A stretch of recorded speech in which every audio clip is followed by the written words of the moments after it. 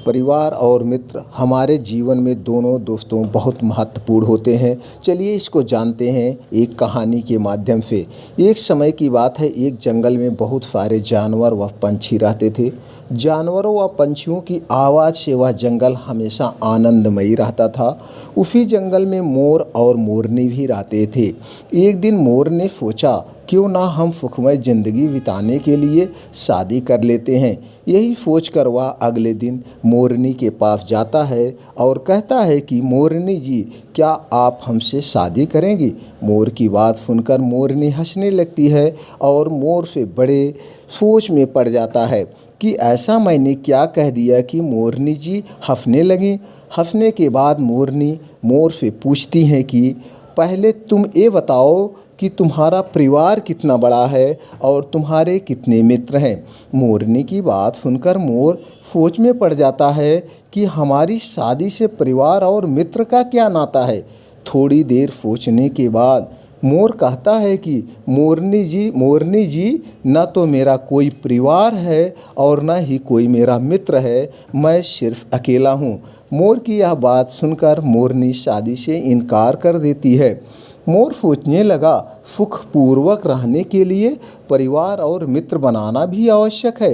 यही सोचकर वह जंगल में मित्र खोजने निकल पड़ा। कुछ दूर चलने के बाद एक शेर मिला और उसको वह अपनी आप बीती सुनाई। फिर शेर भी मित्र बनने के लिए तैयार हो गया। फिर कुछ दूर चलने के बाद एक कछुआ मिला। कछुआ को भी उसने अपनी आप बीती सुनाई। कछुआ भी मित्र बन गया।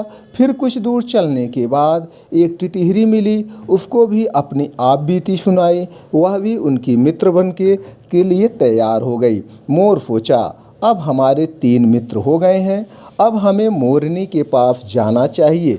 अगले दिन मोर मोरनी के पास जाकर यह समाचार सुनाता है तो वह तुरंत विवाह के लिए तैयार हो गई।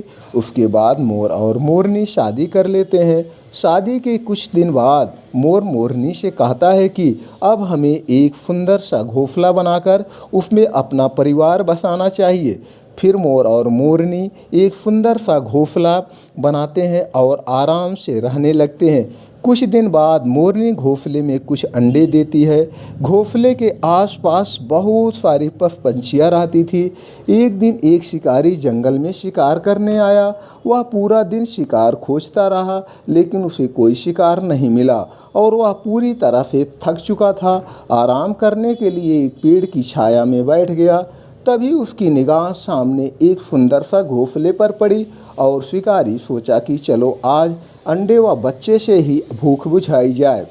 यही सोचकर जैसे ही घोंसले की तरफ बढ़ा, आगे आते देख मोर और मोरनी को बड़ा चिंता होने लगी। फिर वो बोली और चिल्लाते हुए मित्रों के पास सहायता के लिए दौड़ा। बस फिर एक क्या था, टिटहरी ने जोर जोर चिल्लाना शुरू किया। टिटहरी की आवाज़ सुनकर शेर समझ गया कि कोई शिकार आया है और वह मेरा कोई मित्र मुसीबत में भी है। शेर को देखकर शिकारी भागने लगा।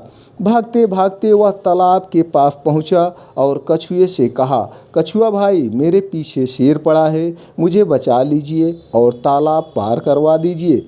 कछुए ने शिकारी से कहा, बैठो मेरे पीठ पर। शिकारी जैसे ही कछुए की पीठ पर बैठता है और कछुआ पानी में डूब जाता है और शिकारी का पैर जो है दलदल में फंस गया। इतने में शेर आ गया और उन्हें ठिकाने लगा दिया। मोरनी ने कहा, मैंने विवाह से पूर्व परिवार और मित्रों की संख्या पूछी थी, सो बात काम की निकली ना। यदि न मित्र होते तो आज हम सबकी खैर नहीं थी। मित्रता सभी रिश्तों में अनोखा और आदर्श रिश्ता होता है।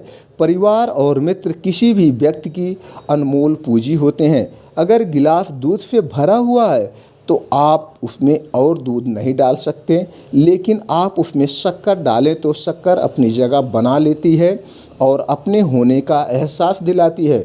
उसी प्रकार अच्छे लोग हर किसी के दिल में अपनी जगह बना ही लेते हैं। दोस्तों, इस कहानी से हमें क्या सीख मिले, आप हमें कमेंट बॉक्स में ज़रूर बताएं।